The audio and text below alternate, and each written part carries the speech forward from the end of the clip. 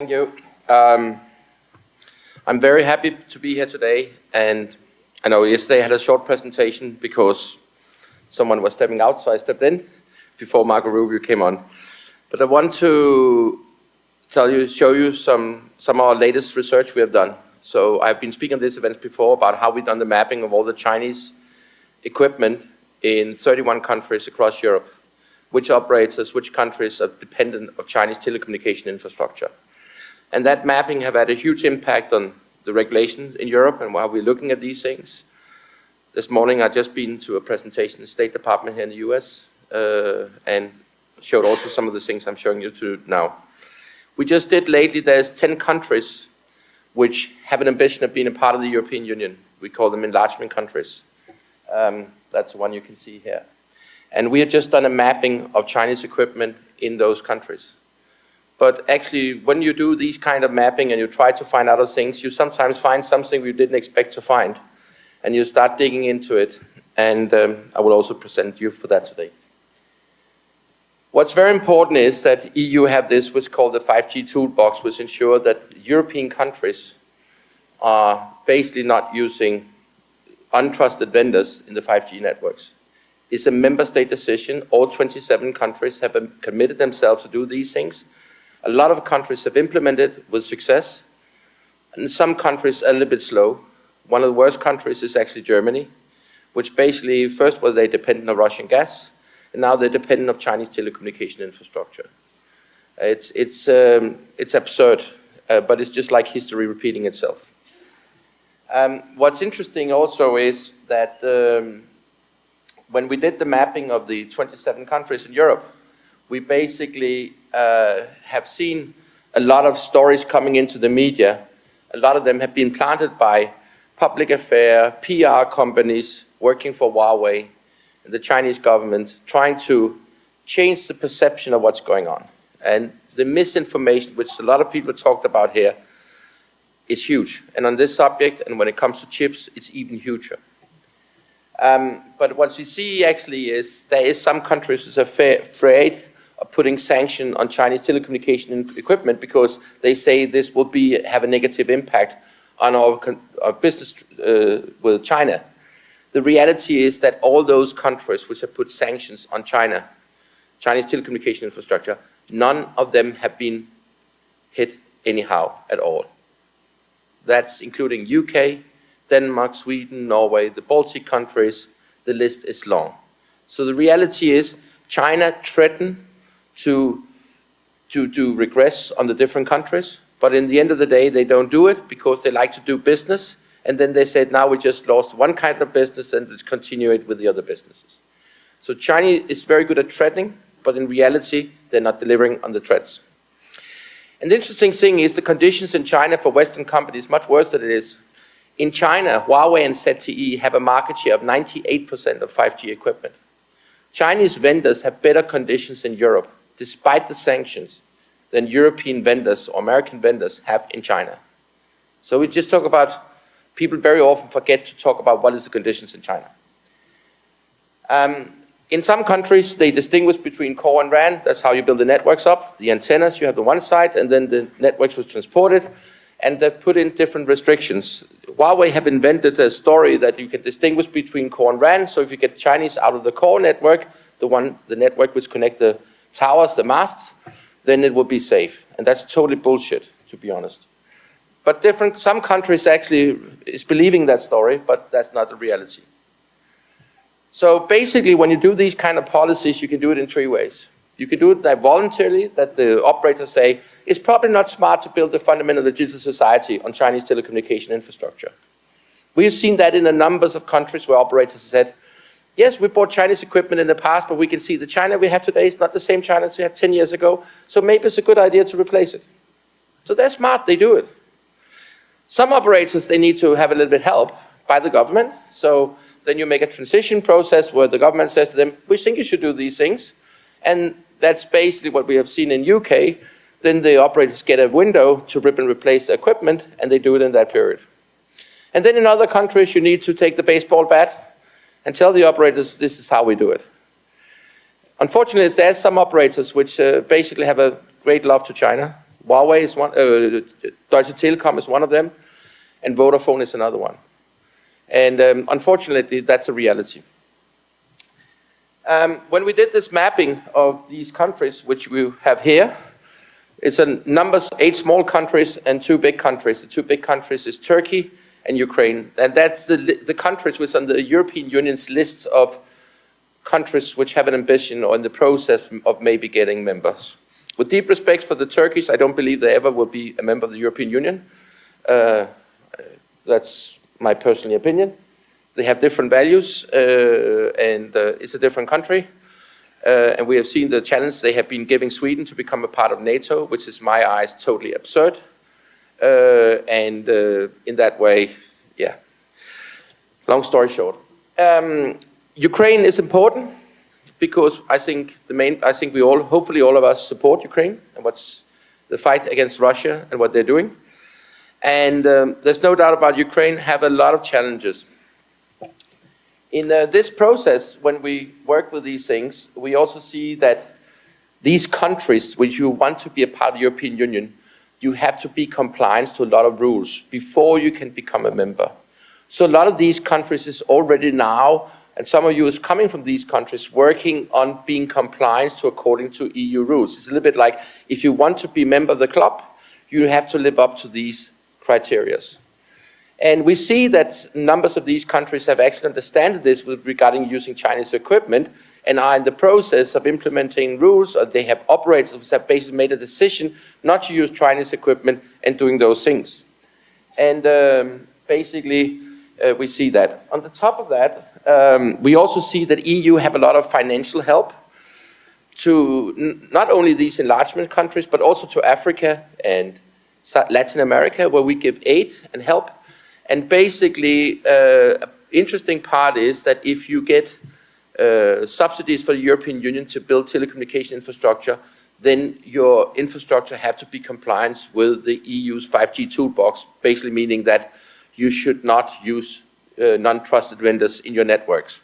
And there's already some cases. That means that if I'm an operator in Africa who's getting grants from the European Union or in Latin America, the European Union basically wants to do these things. And the whole idea is also that if you get loans from the European Investment Bank, you basically also have to be compliant to these rules. So that's quite interesting that aid is linked to national security rules. Here's the case, Slovenia is an example where basically, yes, there's 541 million euros in subsidies for building some telecommunication infrastructure, and that infrastructure have to be compliant with the EU's 5G toolbox of what's going on. I think there's also a project in Moldova right now in the pipeline where basically will be the same. When we did this mapping and did these things, we saw that the main part of these small East European countries basically are in the process of either they don't have any Chinese equipment or they're in the process of getting rid of it and so on. There's some few exceptions. I want to put focus on 2 countries. One country is Turkey, which is very much Chinese equipment. And I don't think there's a big chance in short term to change that. But there's an issue on Ukraine. Why I'm bringing up the Ukraine part is that a lot of Western companies, we have a lot of sanctions on doing business with Russia. But there's actually a lot of Western companies which have taken the responsibilities in their own hands and decided to stop doing business with Russia, despite the fact that it's not under sanctions, pulled out of Russia and so on. And we can see a lot of this, that vacancy which is created when the Western companies pull out of Russia is being taken over by Chinese companies. Chinese don't care, they just want to do business. And I think there's not enough focus on what China actually is doing in Russia. Because there's no doubt about they help them a lot. But I would like to ask for your help today, because there's certain things, I can find out a lot of things, but there's certain things I can't find out.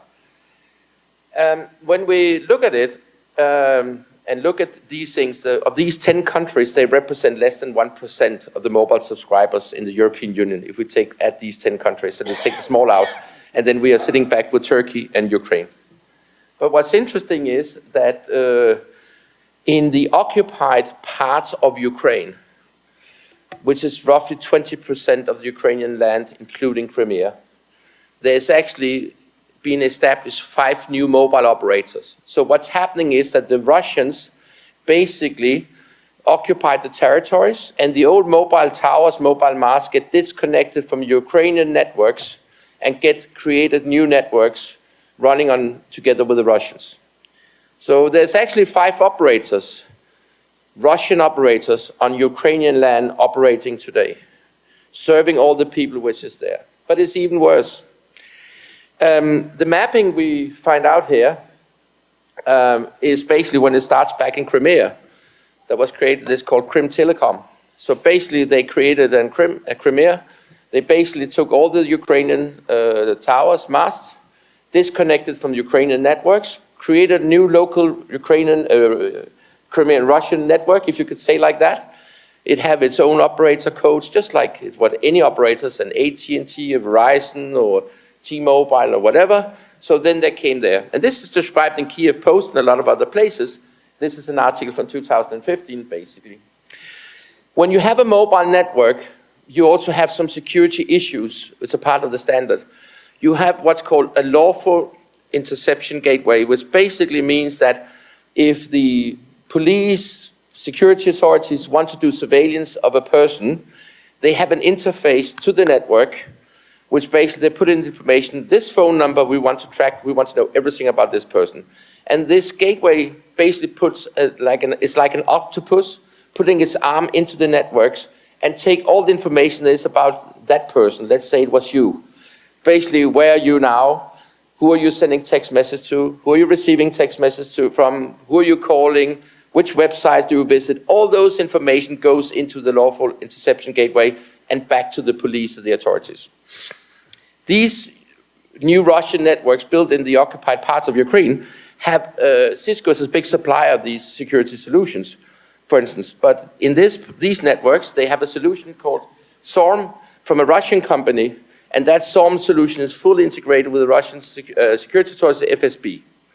So that basically means that they can sit in Moscow and decide saying, now we want to do surveillance, because the people living in the occupied areas, their mobile phones goes on these networks.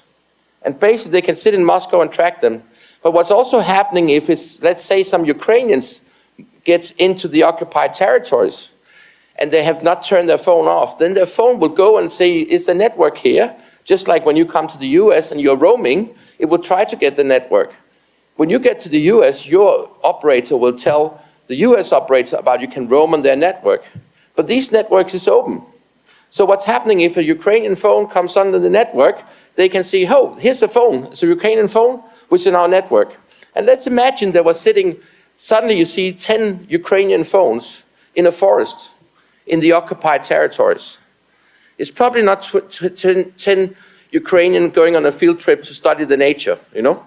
It's probably some guys doing a dirty job which have to be done, okay?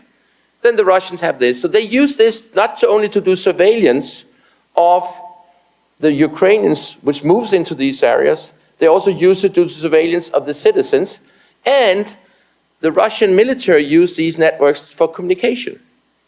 So this is actually a defense solution. It's an army solution, because the Russian communication solutions, the radio systems, is shitty and old and whatever, and basically these mobile networks is used. That's happening in all countries, that the military and the police enforcement and so on use the normal networks. So what's interesting here is, this is the name of the operators. We have a lot of information about them. And we've been trying to dig into this because when you create a network like that, when you take a mobile tower where there's some equipment and disconnect it and want to connect it to a new network, you need some help from a vendor. It's not something 2 school guys can do. And you need also some new equipment, because some of the equipment which is used to serve the networks when it was on Ukrainian land, if you could say like that, is in Kiev.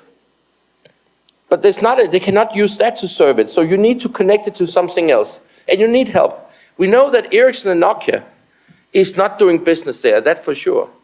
But we're trying to find out which role the Chinese have, which role do Huawei have, which role do ZTE have. And basically, we have not been able to get any information. They probably have some other people who do the dirty job for them, some subcontractors. But the reality is, if the Chinese involved in building these 5 networks, or all those who are involved in building these 5 networks, they are delivering communication solutions for the Russian military. This is reality. This is happening every day. Thousands of people are using these networks. As in my presentation, you can see the numbers, how many people it actually is. So when we look at these things is, in these areas of the old Ukraine, the problem is, in Ukraine, all the operators are using Chinese equipment big time. So the Ukrainians are afraid of talking. I've tried to reach out to numbers of people in Ukraine, and trust me, I have good relations in Ukraine.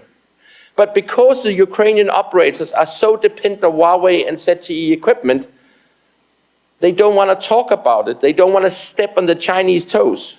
So talk about supply chains risk. Right now, the Chinese is probably helping the Russians to build and run 5 networks in occupied territories, and the Ukrainians cannot interfere in these things because they get supplies, the networks are supplied by the Chinese. And by the way, the Chinese is working very close to the Russians, okay? Just ask Putin about that. And Orban. Yes, and Orban. So basically what I say is, and if you want to know how Huawei is, here's a fantastic article, how they have delivered surveillance camera for Taliban. And this article is less than a year old, in Afghanistan. So Taliban can use surveillance cameras to find their enemies. Listen, show me your friends, I will tell who you are, okay? These is guys who's doing business with Taliban, helping Taliban to do surveillance in Afghanistan and suppress people in Afghanistan. I just want to tell you one thing. In Afghanistan, that's the country where they have shut down the beauty bars where women went to get their manicure and pedicure done. Okay? That's the country where girls cannot go to school. Okay?